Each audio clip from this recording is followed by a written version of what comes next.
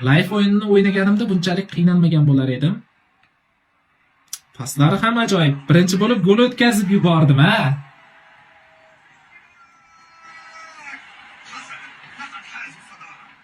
Buni takror ko'rishlar ham mana shunday holatda ko'rsatilar ekan.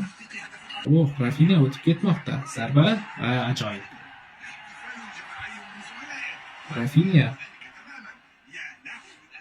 Yaxshi, yana bir hat-trick qiladimi? Hoppa. Wow, darvozabon to'sdi. Burchak zarbasidan endi qanday foydalanamiz ekan, ha?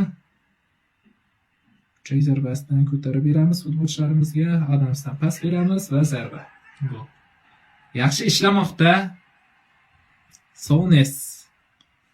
Klassik playerlardan biri gol urdi. Futbolchilarning bunday ko'zi bilan golni ko'rish holati qachon ishlar ekan, ha? Mana bo'ldi. 3-1 hisobida Koreya o'yinidagi g'alaba. Tugash jarayonlari stadionga shunchaki qiziqdim men, super ekan. Dalas 26dagi futbolchilar chiqib ketish jarayonlari ham zo'r. Rafinhadan intervyu olmoqda. Lekin eng yaxshi o'yinchi hozir bu yerda Adams bo'lmoqda ekan.